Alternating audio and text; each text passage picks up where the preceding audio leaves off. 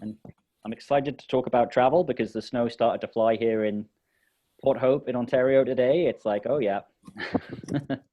Gotta get it going. Yeah.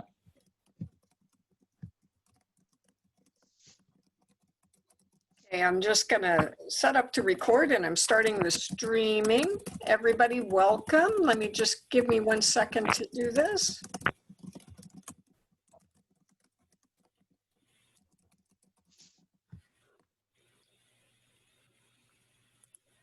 Okay, hi everyone.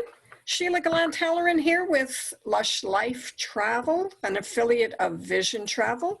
Welcome everyone. This is the 25th episode of Travel Tuesday. If you could only take one more trip. Nobody is traveling very much in 2020, although my colleague Gary and I were just talking about some trips they're doing, and we're gonna learn more about that. But one of the things we want to do is plan today so we can travel tomorrow. And there's nothing like these Travel Tuesday Zoom calls to get us all inspired. I just want to remind everyone I am recording it. So if you have to leave early or you're joining a bit late, don't worry. I will send out the link afterwards. I am streaming it to Facebook too because some people join there. If you're uncomfortable having your camera showing your face, you can turn it off. But if you don't mind, please leave it on. What we will do is we'll have a little chit chat. If anyone has any opening comments or questions, you can please let us know right now. And otherwise, we will turn it over to Gary. Gary Armstrong is my business development manager for GEOadventures. Gary and I traveled to Peru together last year. Boy, that seems like heady times, Gary. Yeah. Last June, we went to Machu Picchu together and went to the Sacred Valley in Lima. Had a wonderful trip with GEOadventures. I was one of 100 advisors around the world invited to go on a change makers trip with the founder of GEOadventures, Bruce Poon-Tip, who's a Canadian. If you guys don't know about Bruce and the history of GEOadventures, we'll touch on it a little bit today. And I do invite you to learn more. Gary, do you mention looptail or anything of that in your presentation? I've got a nice picture of Bruce that I always tend to throw in there because he hates self-portraits. I can definitely talk about Looptail. I mean, it's a great book, and he published a Insta book recently as well. So I can, definitely throw that in. It's just so inspiring to have a Canadian who's done so much in the world of travel, and I'm all about sustainable tourism and making a difference when you travel. So my likes and everything I'm about in travel perfectly aligns with what G does. So it's terrific to have Gary here today. Does anyone have any opening questions? Anyone already traveled with GEOadventures? Yes. Is that Laura? Yeah. I can't. Yeah. many times. You've done a few trips, right? Yeah, Jordan, Morocco, India, and one more. I can't remember. About Awesome. five or six of them, yeah. Awesome. So we'll hear a little bit later. Gary's going to inspire us about why we should be traveling with GEOadventure, the kind of things GEOadventures is doing now. He and I were just talking about some trips they're running to Costa Rica that are going now. And also, I just take this moment to remind you that last week I had Air Canada vacations. So if you're interested in learning about Air Canada and the filtration system on planes, let me know. I can send you the link. And I'll just give you a heads up that next week I have CIE tours. So we'll be talking about Ireland. The week after I have CanLink, my friends at CanLink representation, we're going to be talking about some hotels and villas. And we have Hurtigruten expeditions coming up the week after that. So with no further ado, I will turn it over to Gary. Gary, thank you so much for joining us today. I think you have a PowerPoint slide presentation ready to go. Yes, absolutely. Can everybody see my screen? So it's So going to I'll have to just be. invite folks, if you have questions, Gary is open to entertaining them as we go. You can type them in to me if you choose, or we will open up the mics again at the end and you can come on screen and ask any questions. Gary, thank you very much. The floor is yours. Amazing, cool. Yes, I saw a yes there in the chat box. That's fantastic. Absolutely, everybody want this to be as interactive as possible. So thank you all for tuning in, spending some time to learn a little bit more about G Adventures, about the safety measures that we're putting in place to ensure that we can, ensure that you can travel with confidence with G, even during, this global pandemic. That I'll talk a bit about the why behind G Adventures, G for good, giving back through travel, you know, what it looks like to be on a G Adventures trip, or the how of G, and kind of who takes our trips. And then, you know, touch on some destinations and the travel styles, different way of seeing the world with G. And of course, time for questions at the end. But if you want to just unmute your mic and ask me a question as we go through, or I'll stop at the end of these kind of topics and make sure that if you've got any questions about anything I've covered so far, that you can shout them out and we can answer as we go along. So first off, thank you, Sheila, so much for the introduction. And I'll get started here. So first off, COVID safety, right? It's the elephant in the room for any travel company.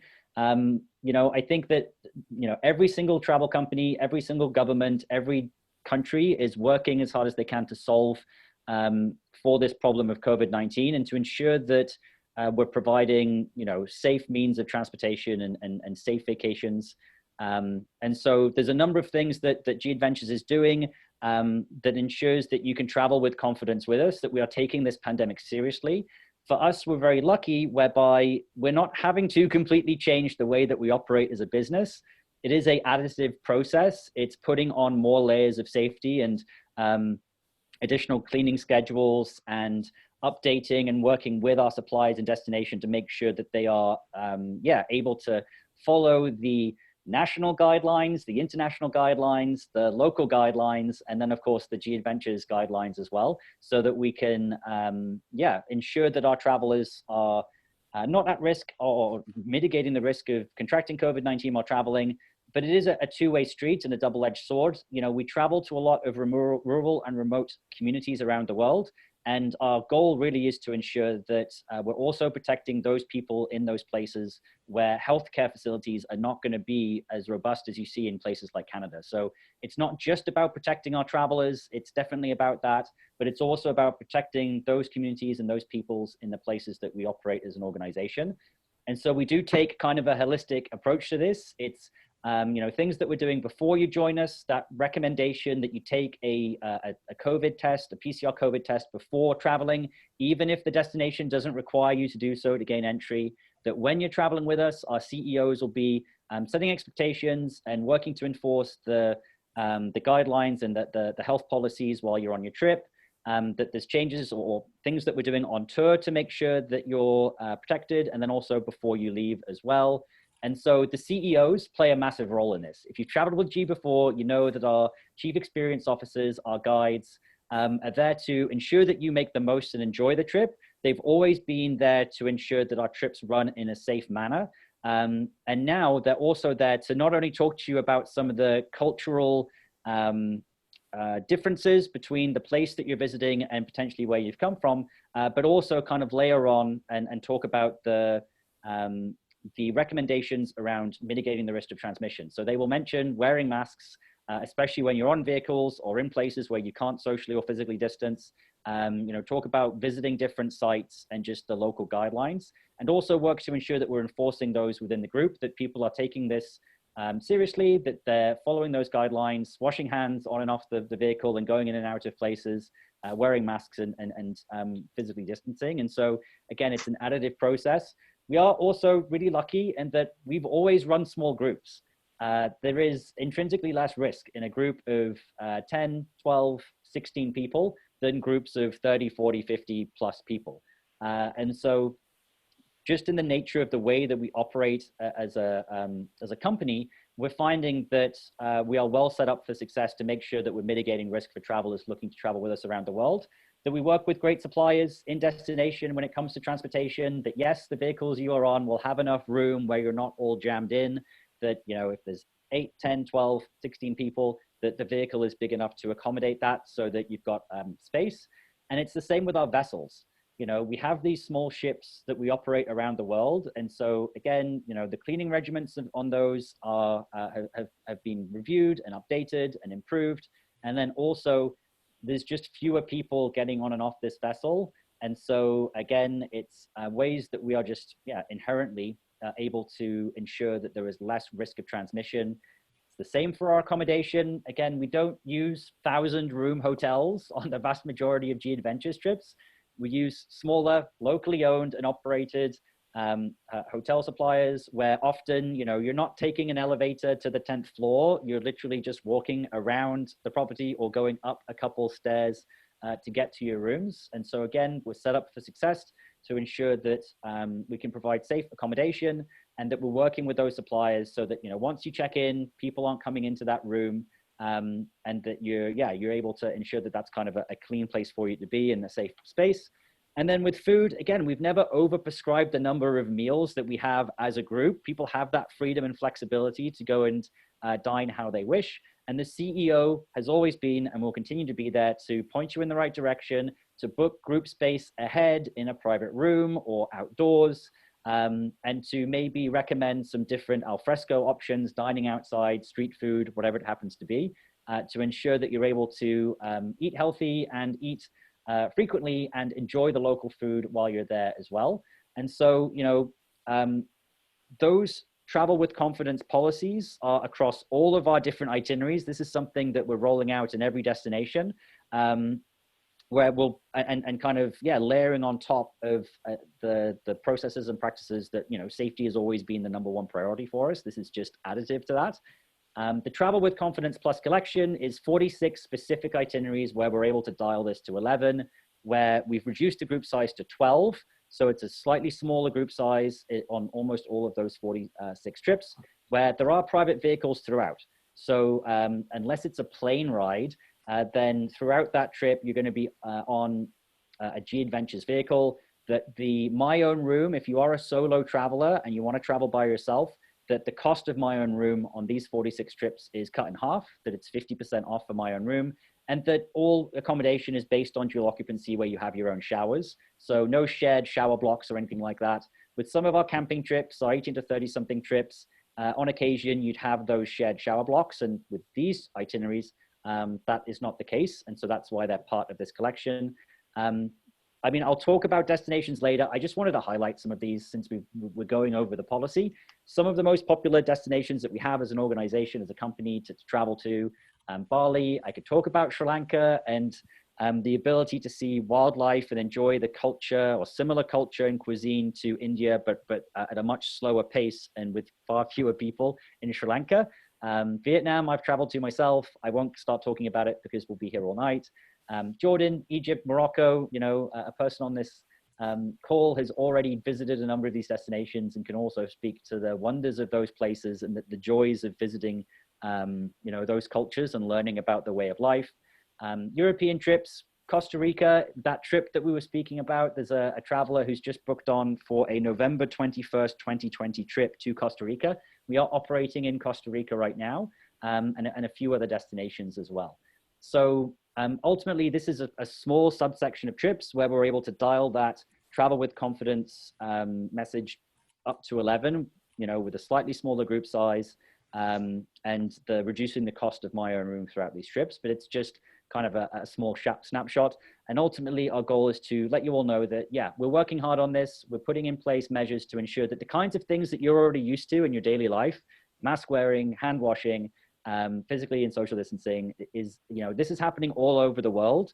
And I think this pandemic has really shown everybody just how small this world is, that we all do impact each other. And yeah, and it's important that we work together to help to solve this. And if any of that sounds fantastic, then we do have a cyber sale that's running for the rest of this month, where you get 21% off the vast majority of our trips. It's up to 30% with some of the ones I'll go and talk about in a second here. Any bookings between now and the end of the month for travel between January 1st and the end of the year. So if you're looking to book a trip, if I'm able to continue to inspire you through this, this talk and mention destinations that you've always wanted to travel to, and if you see the value in going to these places at a time when you can learn more about how those local people are also adapting their lives to mitigate the risks of this pandemic, and to see some of these amazing destinations at times where very few other tourists or travelers will be there, then we're trying to make that as easy and as cost effective for you as well. But before, I talk too much about the where and the how and the what and the why for G Adventures, I do always think it's important to talk about the why. But before I do that, are there any questions about the COVID-19 kind of travel with confidence policy that we have in place and some of the procedures that we're putting in place? Good. Any questions from anyone? Nope, not at the moment. No, I like to cover it at the start because it's part of our daily lives, right? And so it is important that, we take it seriously and I'll talk about like-minded travelers on G Adventures trips, but the great benefit of being the company that we are and attracting the type of travelers that we do is that we do have like-minded travelers on our trips, and our CEOs are empowered to make those decisions for the benefit of and the health and safety of the group. And so it just means that we are set up to ensure that people will be able to travel to these places safely with us, and we're doing everything we can, like I said, to mitigate risks. And I think the reason why we are so optimistic about the light at the end of the tunnel, all the cliches that you hear about this pandemic and how we are moving to a space where we can start to see how we get out of this, is the why behind travel, to give the travel industry that opportunity and travelers that opportunity to pause and think about the impacts that you have while you travel, where you want to go, why you want to go, how long you want to go for, and for what reasons, you want to travel. So I've always kind of spoken to the why behind G. This is the reason we exist as a company. Started with this guy, his name's Bruce. Like, he grew up in Calgary. He moved to Toronto in the late 80s, founded G Adventures. We are a Canadian company. He still is very active in the managing of the business. He did publish that book, Looptail, where he kind of talks about what I'm going to summarize in the next few slides, which is this idea that travel and tourism is a force for good. That, simply by going on vacation, you can have a positive impact, that the travel industry takes some of the wealthiest people in the wealthiest countries in the world to visit the poorest people in the poorest countries in the world. So why can't more of the money that is invested in travel, why can't more of that stay in local economies and lead to positive outcomes for the people in those places? That travel has this opportunity to be a fantastic mechanism for wealth redistribution. There's a lot of ways that we build this into our trips, and it's under the kind of the banner of G for good. So all the things that G Adventures does in the background to ensure that simply by going on vacation, you are having a positive impact. You want to travel, you want to see the world, you want to relax, and you want to take it easy and enjoy your vacation and rest. And so it's incumbent on us to do the hard work in the background to make sure that you are having that positive impact. So the Ripple score you'll see on the vast majority of our trips, it's a metric that shows how much of the money that you're spending for in-trip costs is staying in that destination. So it's not G Adventures counting our own beans. We got a third-party company, Sustainable Travel International, to audit our entire supply chain. It took about 5 years, but now the vast majority of our trips will have a metric out of 100 to show what percentage of the money you're spending is staying in that economy. We have our responsible travel policies, which I'll speak to, and also Planetera, our non-profit organization. With responsible travel, again, it's stuff that we do in the background to make sure that there is no unintended negative consequences through you visiting a destination and us operating there. Started with our animal welfare policy, no way of interacting with wildlife that could lead to unintended negative consequences for those animals. So no tiger temples, no elephant rides, no dolphin experiences on any G Adventures trip. It expanded recently, and we have a policy on working responsibly with indigenous peoples and rural and remote communities, making sure that this is a two-way conversation, making sure that we're not impacting their culture through having our travelers visit. And so when Bruce and others talk about mass tourism and over-tourism, often people think of Venice and Rome and Amsterdam and Iceland, where you have large numbers of people visiting in short space of time. but over tourism can also be, 30, 40, 50 people visiting a village that is made up of 30, 40, 50 people every day. So it's important that those communities have the chance to tell their stories in their way, that it is a cultural exchange, and that they get to learn about Canadian travelers and travelers from around the world, while they're also helping us understand and learn about their way of life too. And then finally, our child welfare policy, again, making sure that we are, that there is no way of interacting with youth, especially at-risk youth on an EG trip, where there might be unintended negative consequences for those kids. So no orphanage visits, no active school visits in classrooms that are active on G-Adventures trips. We partnered with, now I forget the name because I say it so often that it slipped my mind. So, and they work with the Children's Foundation.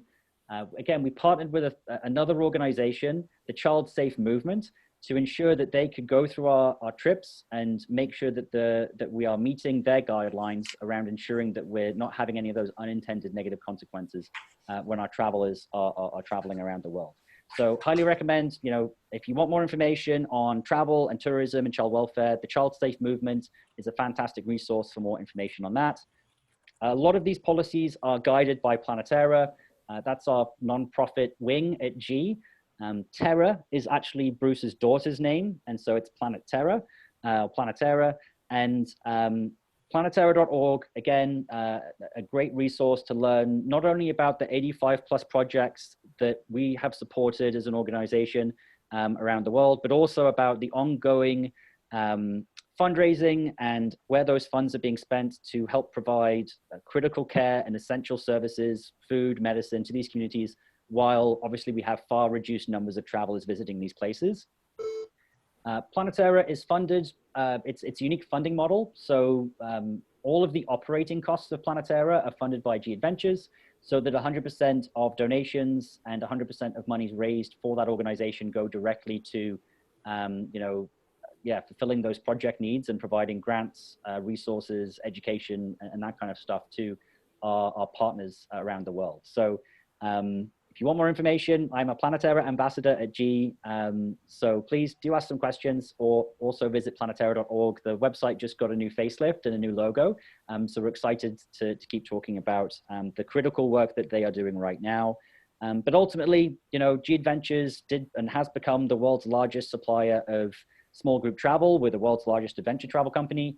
And I feel that that is because of, not despite of these things, that proves that doing the right thing and doing the profitable thing, these aren't mutually exclusive ideals, right? You can have both. You can have a for-profit adventure travel company that ensures that there is, equity and the ability for local people to benefit and profit also from having travelers come and learn about their way of life and learn about their culture and see their part of the world. So that's a little bit. Yeah, absolutely. Can I get you to just share with folks a little bit about the restaurant in Peru that we went to, because I think that's such a wonderful example of what Planetara does. Yeah, and I tend to talk about the high level stuff and it's a bit abstract, but yeah, for a particular project, so each project is different. With the restaurant in the Sacred Valley, it's one of the best meals you can get in Peru, which is saying something because Peru has more Michelin star restaurants than almost anywhere else in the world. I think, London and Paris are the only two other cities other than Lima that have more Michelin star restaurants. And yet when you travel to this rural, remote part of the Sacred Valley, you have the chance to go and eat a meal. It's with our partners there. And so, it was actually part of the the Inter-American Development Bank. They helped us co-fund this. We built 5 projects under that co-funding opportunity between G-Adventures, Planetara, and the IDB. And so you go, you have a delicious meal. It's cooked by the local people. It's kind of farm to table because all of the food is grown in the region around. And, for our travelers, it's just a chance to go and have a really great meal. You're eating couscous, you're eating potatoes, you're eating, the traditional foods that are there. If you would like to try some guinea pig, you can. But all of the proceeds for that meal is included in your trip. G-Adventures provides the funds to pay for that to that local community, and it is the whole community that benefits. So the Para restaurant was the it was the first Planetara project to then donate to Planetara. They, were making, I think it was over $100,000 a year in the years leading up into 2019. And that money was going directly to that community, and they were able to build a computer lab in the local high school so that the people of the children in the Sacred Valley in Peru could learn digital literacy, which is, as important as written literacy and numerical literacy in the modern world. So it's about building those relationships, working with those communities, asking them what they want and how they want to do it and how they want to interact with travelers, giving them the resources to do that, and then allowing our travelers to come and have those experiences. So it really is driven by those local communities. And I could go on at length about power. Is it 16, I mean, before pandemic, is it 16,000 travelers that you bring to that restaurant? Yes, it was a lot. So Peru is one of those destinations where we have a lot of volume of people traveling there. It's we're recognized as the best operator on the Inca Trail. I have some slides about Peru in a little bit. And yeah, there was a lot, so much so that, I mean, I saw the change even between the 2 times or 3 times I visited Peru over the course of 5 years from the beginning of that project.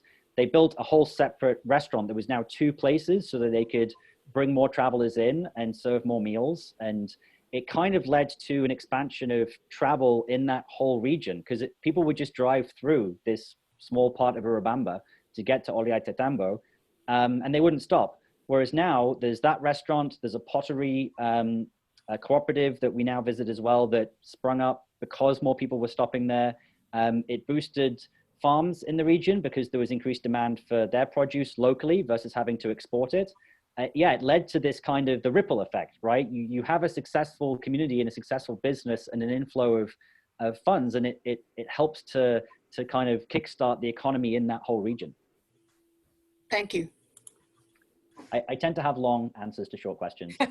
It's okay. I just love the whole Planetara thing. I mean, that's tremendous what you guys are doing there.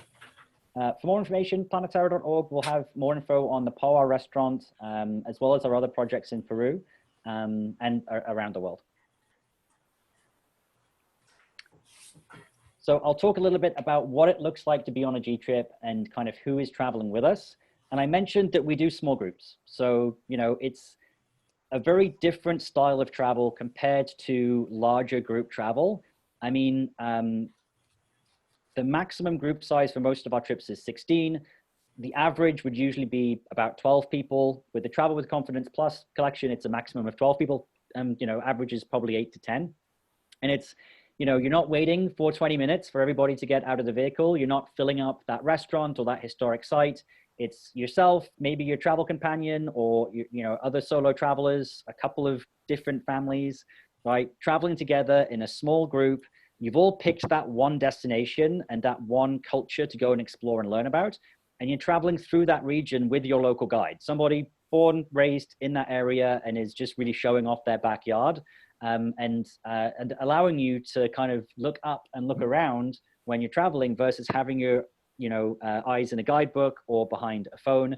And it's more intimate, right? You're just walking around, asking questions, and seeing that destination. And we're very lucky in that we have a broad appeal, not just as far as age, but also different destinations of where people are traveling from with G. So yeah, about a third of our travelers are 18 to 30 something, right? About a third of them are millennials or Gen Z, but 2/3 are not. So the vast majority of our travelers are in their 40s, 50s, 60s, 70s, right? Because, this type of travel really appeals to them. This idea of getting off of the resort, seeing what life is like for the people there. I mean, we talk about culturally immersive experiences where you get to understand what it's like to be in a place. You get to interact with people and learn while you're there.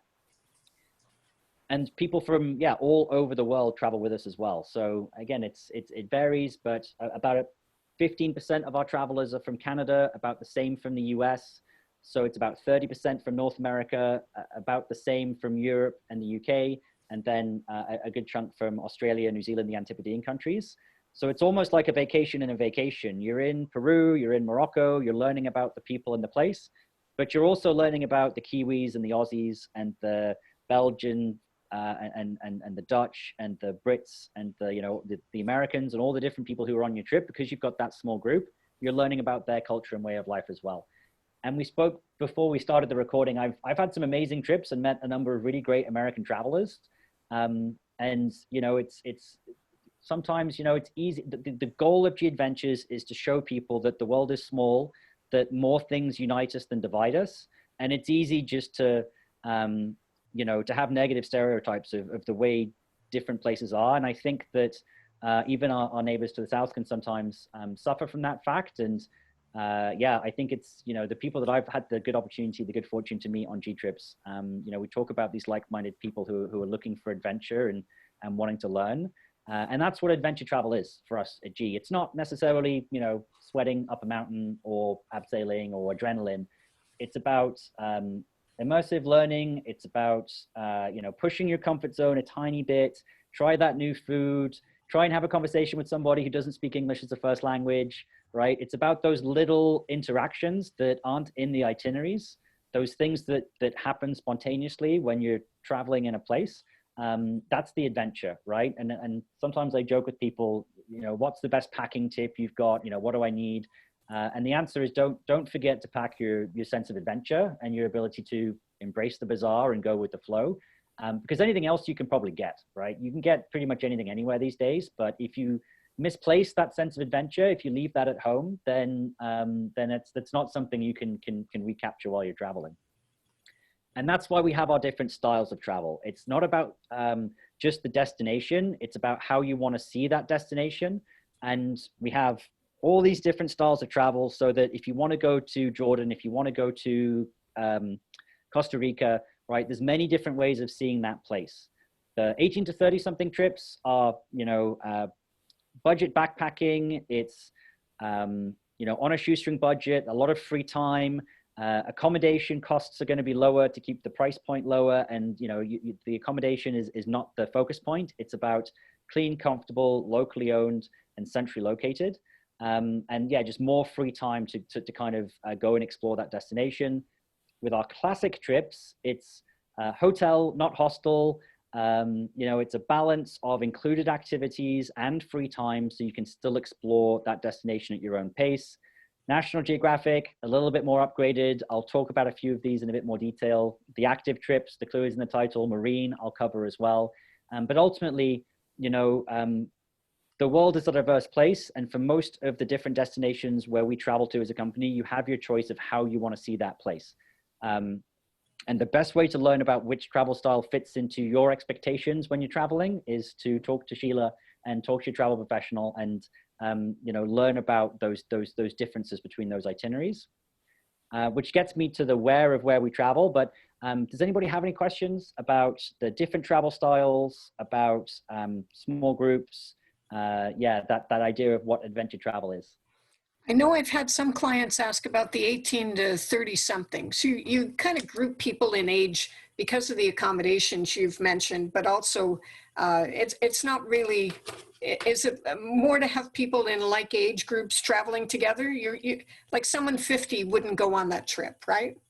Yeah, so it's something that grew over time based on demand and feedback from our travelers. So it's the only age restricted trip, apart from our family journeys where, kids have to be 7 and up. But you have to be 18 or over and you have to be under 40. And we used to be more flexible, but then the feedback was that people wanted it to be less flexible. But ultimately, the 18 to 30 something trips is, it means that we can tailor to that psychographic. It's more of a psychographic than a demographic. And, we focus more on psychographics, the psychology of the traveler, how you want to see the place and how you work as an individual versus just age, because age is just a number. But specifically with 18 to 30 something, it is the ability for those travelers to travel with people within that cohort, that age group. The average age on an 18 to 30 something trip is, I think, about 26. So we have, a lot of people in their late 20s, early 30s traveling on those trips, fewer people who are, just out of high school or just out of university. And so it just creates a bit of a unique atmosphere. But it's the only one that is like that. I would say that our classic, all of the other travel styles, it is more about a family environment where you'll have younger people, you'll have more mature travel is. And it's, again, it's about them choosing that style of travel versus anything else. And Monica just noted she's 50 and has no interest in staying in a hostel. I think. Or a tent. Yeah, a big one. I'm right there with you, Monica. I had a client who was a bit upset about not being able to go on an 18 to 30 something trip and saying that it wasn't fair, but he was looking at the Lando trips through Africa, and it's a really cost-effective way of traveling for 20, 30 days through Southern Africa and Central Africa and East Africa. But I mean, yeah, you're sleeping in a tent on the ground every day. You're sharing the cooking chores and the cleaning chores, and those vehicles are great, but they're not designed. Well, they're designed to be as comfortable as possible. But Laura notes that she's done 5G adventure tours: Jordan, Botswana, Victoria Falls, Morocco, India, tigers and temples, Mexico to Guatemala, Mayan pyramids. Great company and support Canadian. So thanks, Laura. I've done the overlander across Tanzania. I loved it. The Lando bus? Yeah, the overlander camping across Tanzania. Amazing. The best way to see Africa. Yeah, it's beautiful. And yeah, we're really lucky to have like a broad number of different types of trips. I mean, we're not the little company that could anymore, right? We have a lot of different styles of travel to fit different types of travelers. And far too many to put into one presentation, but thank you so much for supporting GE. We really do appreciate it. And I know our CEOs on the ground really appreciate it as well. Okay, I don't think there are other questions, so please carry on. Cool, let's get to some pretty pictures of some fun places. So yeah, where do we travel to at G Adventures? Pretty much the whole world. So if there's a place you want to go, there's a good chance that there is a G trip that can take you there. I've mentioned a few of the destinations that are part of the Travel with Confidence Plus collection. I'm going to go through a couple of the travel styles and speak to some of the most popular destinations right now. And the fact that, we have this cyber sale going on. So it's just the best pricing for 2021 if you're booking in the next few weeks during the cyber sale promotion. I've mentioned a little bit about packing, but when I'm talking about marine, I always mention like less is more when you're going on these types of trips, especially with the vessels that we use. They are small ships. A soft-sided suitcase is going to be better than a hard one. And if you're going to Cuba or the Galapagos, you don't need to take a whole bunch of stuff. And that's just going to be a little bit easier. I do love speaking to our Cuba itineraries. We've got 30% off the small ship sailing in Cuba. This is a 96-foot catamaran that we operate on the Southern Archipelago. And, you leave Havana, you board in Cienfuegos, and then this is like, a lot of our itineraries can be relatively fast-paced. With this, if you want to, disconnect from the work from home lifestyle that we're in right now, there is very poor internet connection in this region of Cuba.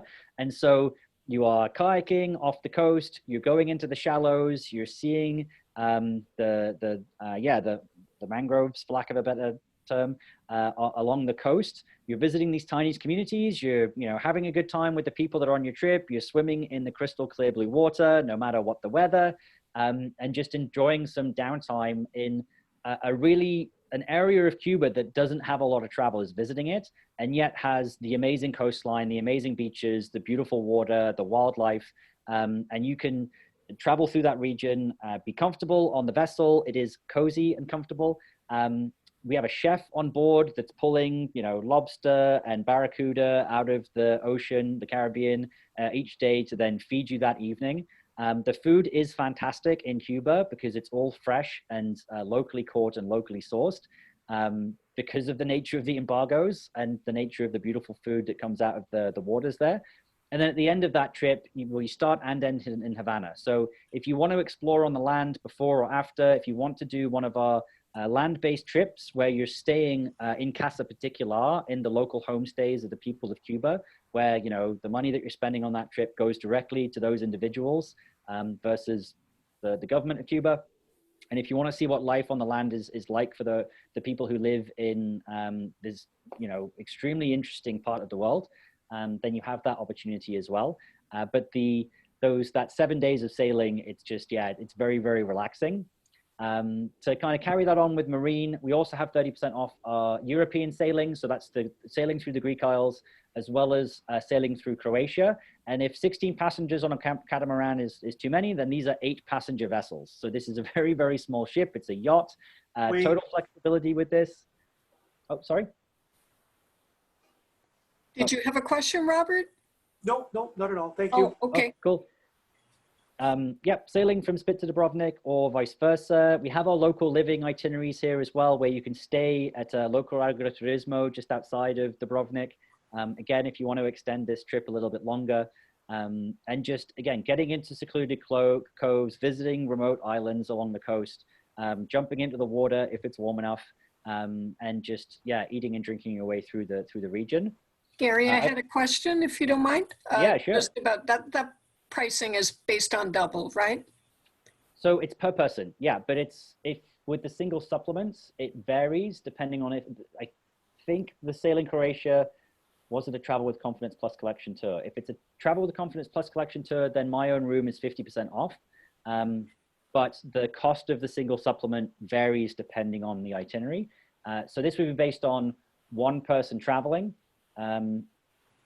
but sharing a room if they're not traveling as 2 people, if that makes any sense at all. So you guys have a program generally where you will match people up with folks of the same sex, right? Yes, so there is no forced single supplement. We believe that, yeah, if you're traveling by yourself, there's likely going to be another solo traveler of the same gender on that trip. And so you're both, I mean, potentially in this case, literally in the same boat. But often, like, you're traveling the same, right? You're solo travelers, you just want to go and explore. And so we don't force you to have your own room or pay your own single supplement. And so you can, you know, share that double occupancy room. And so, yeah, these numbers are based on that. If you do want your own room, then there's an additional cost to that. And yeah, it varies so much depending on the departure, the destination. But it is just the cost of that extra room. We don't, yeah, that's why we require a single supplement if you want your own room. Perfect, thanks. Speaking about sailing, I mean, I had to talk about the Galapagos. It's an area that is very close to my heart because I had the good fortune of traveling there back in 2018. A very popular destination for travelers from this part of the world. There is no bad time to go to the Galapagos. You know, we break it down into the different parts of the island chain. There is, yeah, the weather there, there's, I mean, it's equatorial. So there's more wet and there's more dry, there's warmer water and cooler water. But you can see from the map that it's just abundant wildlife year round. So the only thing that would make you want to pick a specific time of the year is if there's certain things you want to see, you know, hammerhead sharks or whales or whale sharks that migrate through. But the great wonder of the Enchanted Isles is the number of endemic species is there. So the blue-footed boobies will always be there. They live there year round.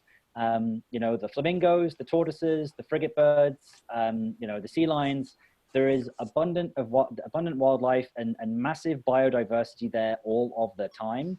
The water is usually relatively calm and relatively warm. If it is a little bit cooler, you know, we can provide you with wetsuits to make sure that you're staying warm while you're snorkeling. We have a lot of sailing itineraries through that region.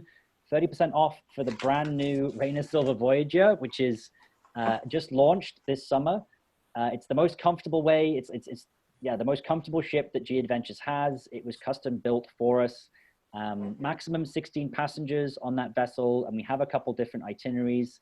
And you're sailing on this itinerary all the way around Isabella and touching on Northern Fernandina as well, which are areas that are less often frequented by travelers through that region.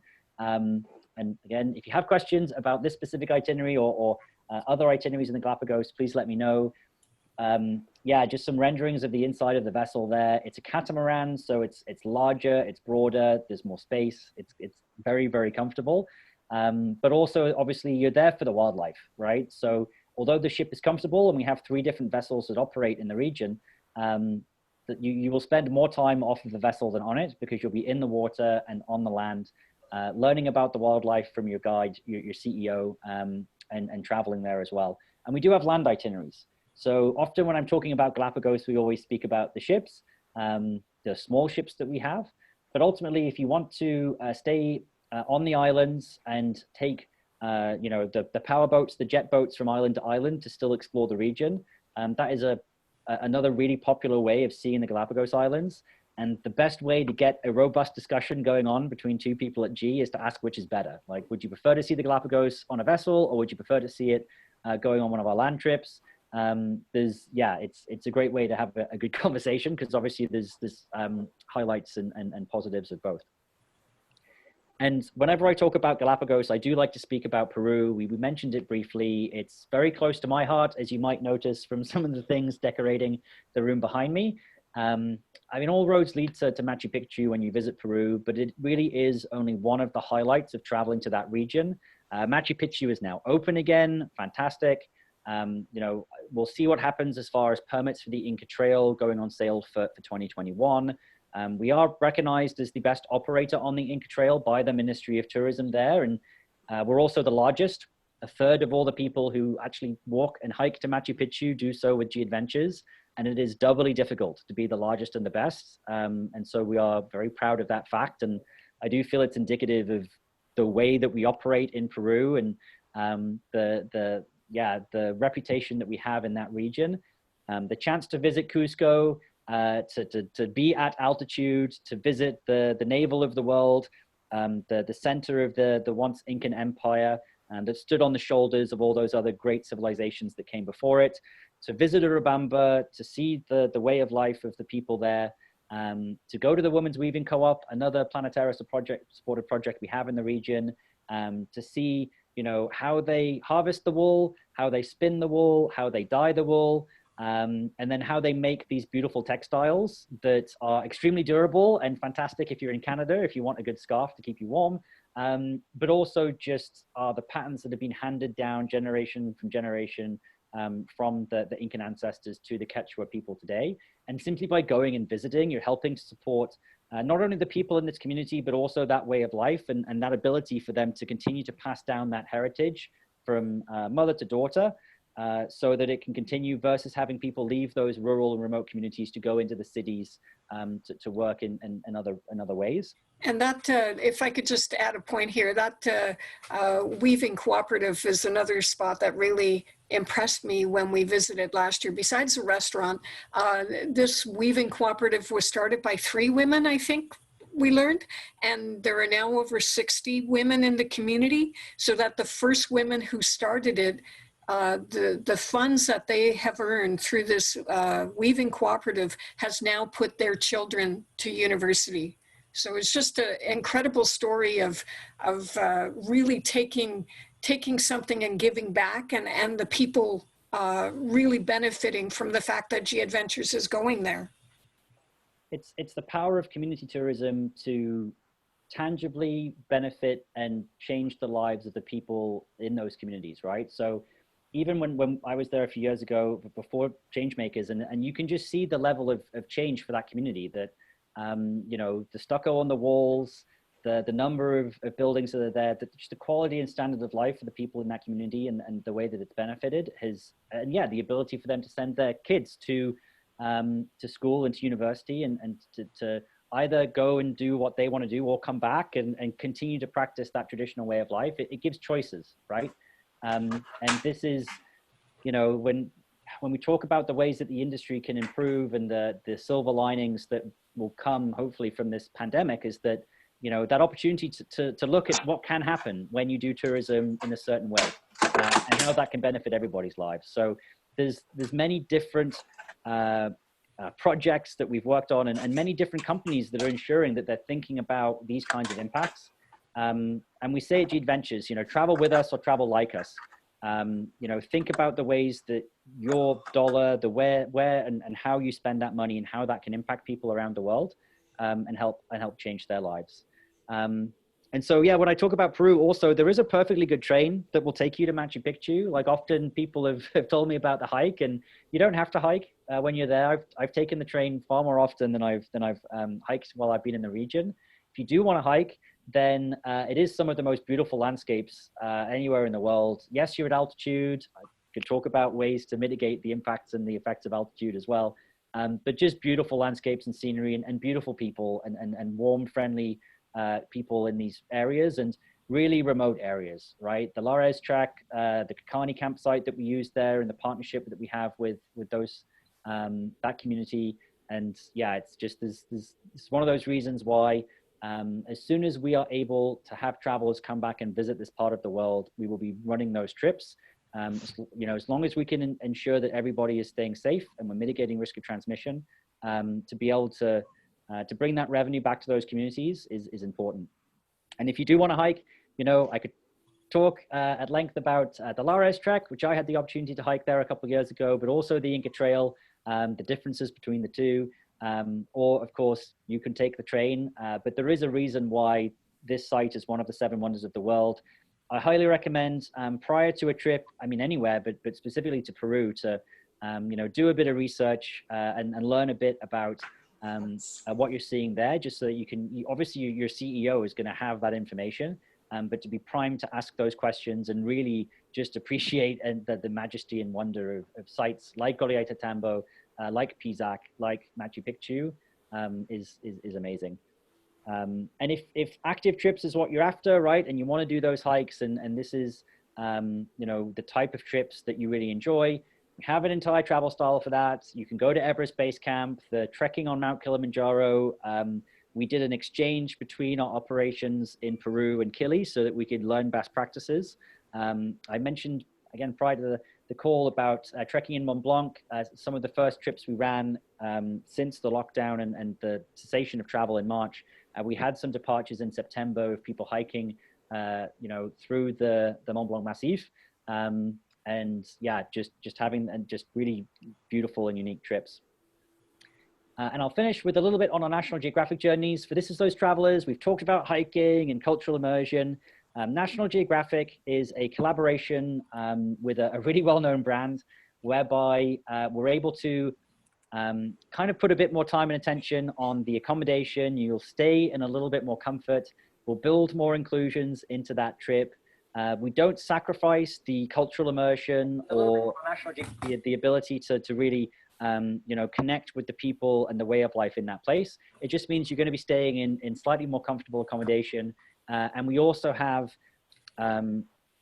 additional inclusions as that are provided for by our National Geographic partners. So access to their experts in the field. So, you know, a few different itineraries. We spoke to Jordan and Belize. Obviously, we have our trips in Peru where we have National Geographic journeys as well.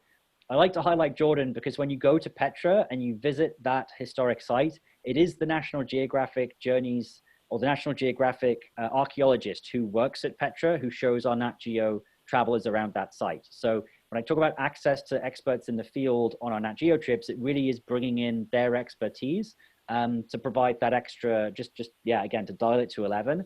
Our CEOs are amazing. You know, you will learn so much from people who have been born and raised in these destinations and have a real passion for their history and culture.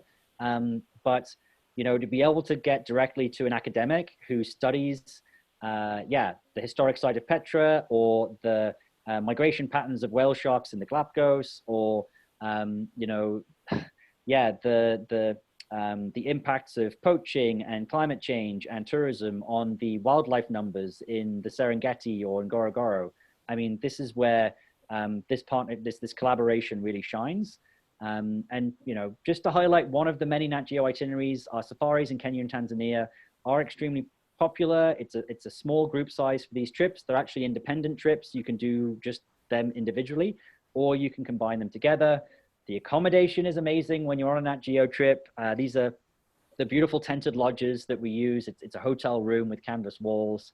You know, you're traveling through the region, you have expert guides and occasionally National Geographic researchers in the vehicle with you as you're searching for the big five, you know, traveling through and not just marveling at that wildlife, but also, you know, the birds and the hippos and, you know, all of the different animals through that region, but also learning about what it's like to live in those places, to connect with the people and the human history, and to understand how, you know, the national parks and the people are able to live in harmony. And you can have conservation and you can have human inhabitation, and through education, you can ensure that there is a mitigation of conflict between those two, yeah, those two different imperatives of, you know, being able to live and thrive and survive in a destination, but also ensure that we're protecting wildlife in that region.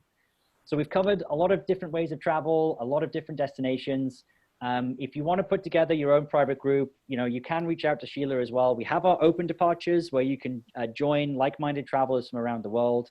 But we've also launched the Book Your Bubble collection. If you've got 8 people, your friends, your family, those people who, at the moment, we're not able to see as much as we want. I had a story from a friend whose son was distance learning at university and is stuck in the garden shed at the bottom of the garden with his Wi-Fi, like doing his lecture courses. And just that idea of, that group of people being able to get together and go on a trip themselves. There's 80 different itineraries where you can book your own group. And there's, access to the promo pricing. So right now we have the cyber sale. So everybody gets that promotion when you're doing a Book Your Bubble group. And then the 8th passenger gets 50% off. It's not both. You're not combining those two. It's just 50% off. And then the 12th passenger goes for free as well if you've got a larger group of people. So for those family trips, the multi-generational family trips, for your own community group, then there is that chance to book a trip to look forward to in 2021, and to be able to get to these destinations and explore them in a safe way, and to help ensure that the positive impacts of travel and tourism and the economic benefits are brought into these communities again.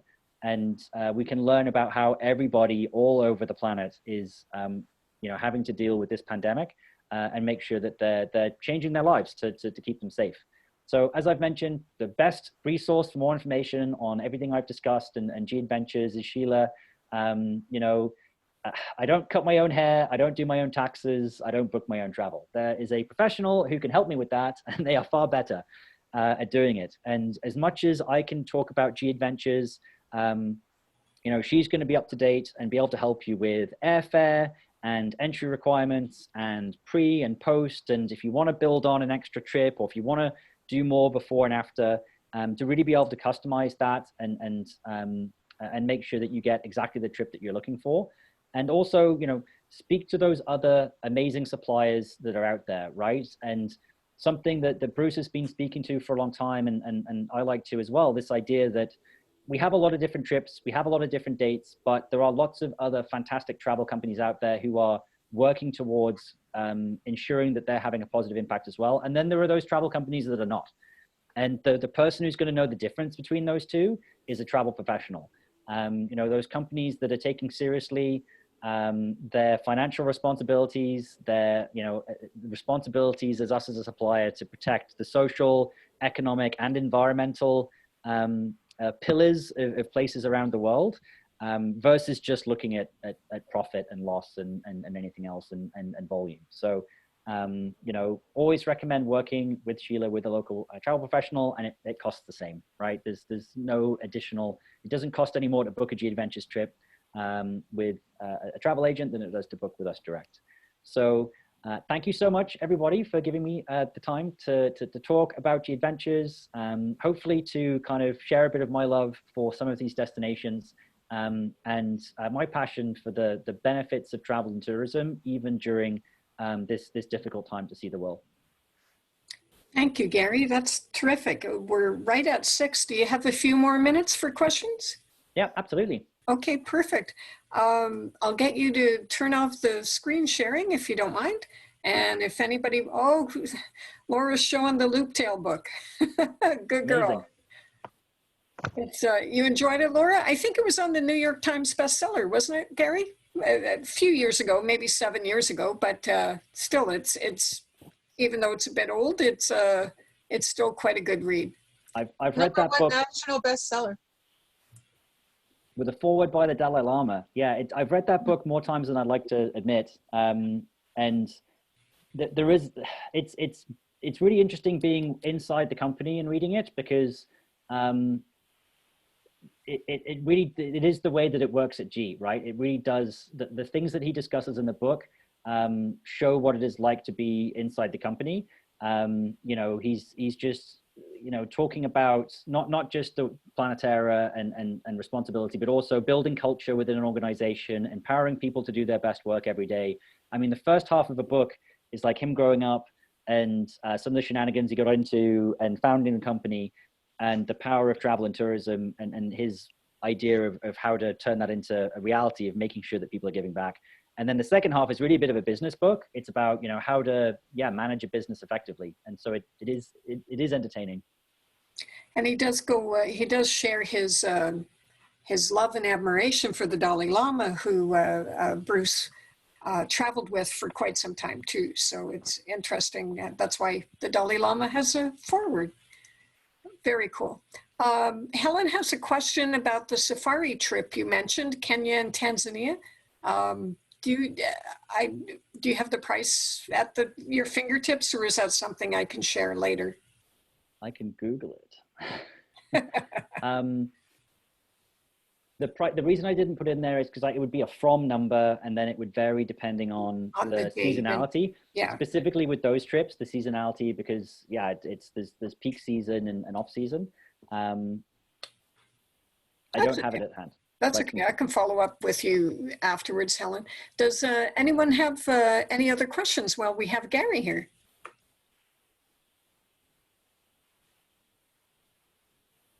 Laura, what are you showing in the background there? You got some wonderful pictures.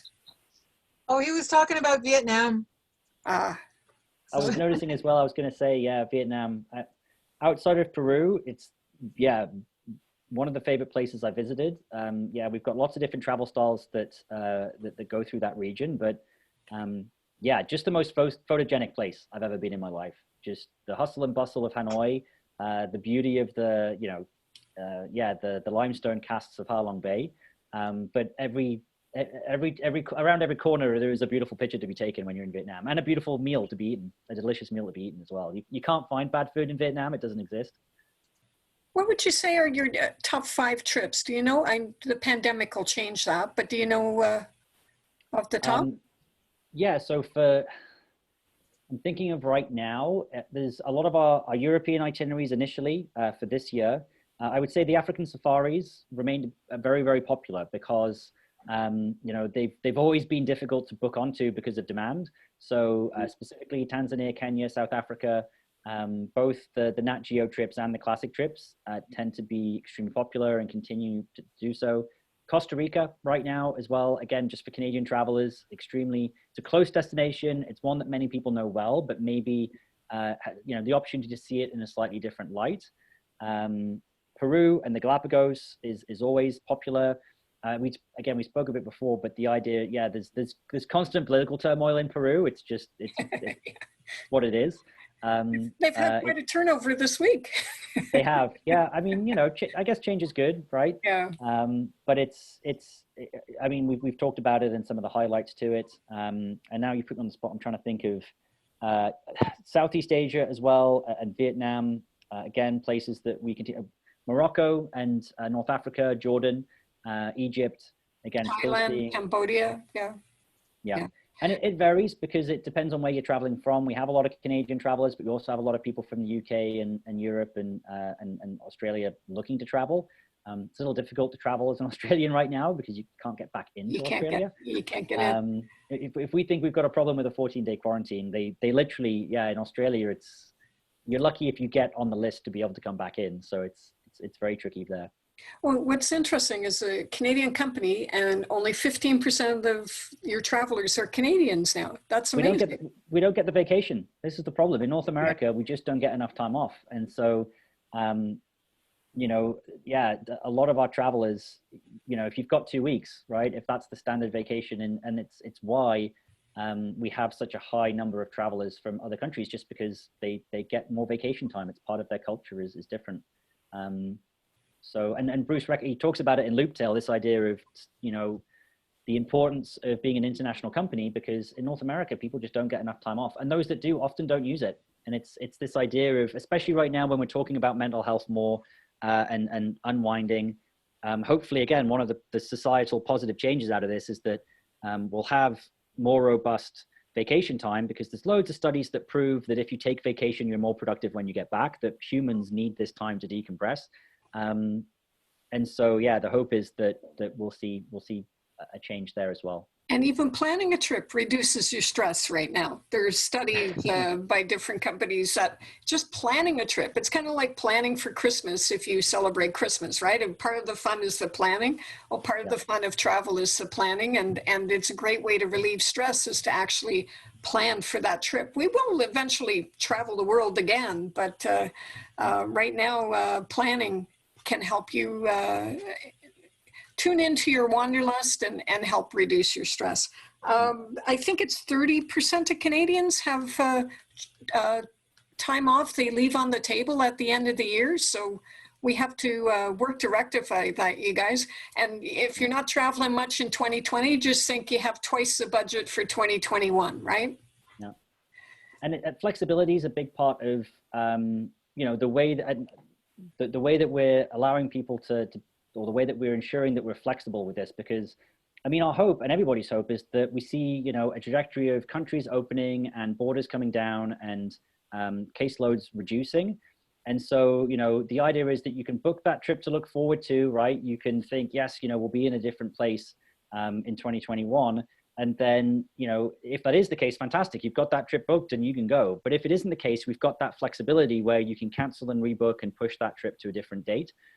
So that we can make sure that that you've got that trip to look forward to, you can get excited for it. And, you know, all things being equal, hopefully we can go on these trips and we can operate. But, you know, if there are circumstances outside of our control that prevent that, then we have the flexibility. It's easy. It's not a hassle. It's easy to say, okay, I can push this until this further date. And, you know, it's planning when right now there's so much pent up demand, right? So once we have the vaccine in place, or once we lift the quarantine measures, there's going to be this opening of the floodgates. So if you have a trip that you've been dreaming of, it's better to plan now. And as Gary said, take advantage of the flexibility should anything change. We have a question from Laura about recognizing nobody has a crystal ball. When do you think we'll be able to do multi-country tours again?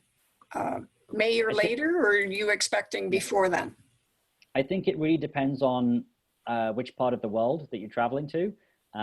Within the Schengen zone, it's relatively easy to put together a multi-country trip because, you know, they have open borders. Even historically, in certain parts of Africa, it's difficult to get from Zimbabwe into, and now I'm going to get the geography wrong and pick the right, into Botswana. You know, they've always played games with vaccinations. You have to have yellow fever and these things. So the drawback of this pandemic is that it's made, for lack of a better term, you know, normal, the idea of having restrictions to travel. So the hope and the emphasis is that countries will work to remove those barriers as soon as possible. So it's kind of tricky and it's going to be different in different places. I would say that, yeah, by this, and then of course, yeah, North versus South, right? You know, Europe versus Southeast Asia versus South America. I think it's a difficult question to answer, but certainly by the middle of next year, we would fully expect that it will, you know, borders will have opened up. And then, you know, as vaccines become more available and programs get rolled out, it's going to make those political decisions easier for the powers that be to say, okay, yeah, we can safely have people enter the country. We can do rapid testing. We can roll out vaccination, especially for those most at risk, and it'll get easier over time. Laura's asking about the 5 stands. Do you guys have trips that go to the stands? You do, right? Yeah, absolutely we do. Yeah, I love those itineraries. There's off the beaten path, and then there's, you know, off the beaten path. And the 5 stands is definitely the latter. I think we're still operating that trip. I would have to double check. Because yeah, it's Tajikistan, Turkmenistan, Kazakhstan, and then now I'm missing 2 stands. The list goes on. Turkestan, did you Turkestan say? and oh, she's probably Kazakhstan. here. Did you say? Kazakhstan. I think we got them. A really wonderful part of the world to go and see, right on the border between, my parents lived in Kazakhstan for a number of years. So it's a vast country and this whole area is gigantic. And just, it's this weird mishmash between kind of Europe and Russia and Balkans. And it's just, yeah, it's a very unique culture and way of life there. So yes, we do have a trip there. Awesome. To those places. Any other questions from folks? Well, we have Gary. No? Well, Gary, thank you so much for joining us. I really appreciate your time. Laura's anxious to do the 5 stands. So whenever you're ready to do that, let me know whenever you think it's going to be running again. If you book it, we'll run it. There you go. Well, thank you everyone for joining us. If you have any questions, please let me know. I can follow up with you separately. We are recording this, so I can send you the link again so you can watch. And Gary, just want to mention your cyber sale one more time? Yeah, absolutely. So it runs from now until the end of the month, and it's up to 21% off, although some of them are 30% off. Itineraries booked now for travel throughout 2021. So if you've got a trip, you want to go somewhere in the summer, in the fall, at the start of the winter of 2021, then you will get anywhere between 15%, 21%, or potentially 30% off that departure. It's on everything except our National Geographic Journeys trips, because we are never able to put those on sale, because it's part of the arrangement that we have with Nat Geo that we can't have a blanket promo on Nat Geo trips. It's kind of, they don't go on sale, but everything else is. So I foresee it being the best pricing for 2021 departures, because you're paying $20 at between 15 and 30% off for those departures in 21. Perfect. Thank you so much. Thank you everyone for joining us. Thank you. Take care. Thanks, everybody. Thank you. Thank you.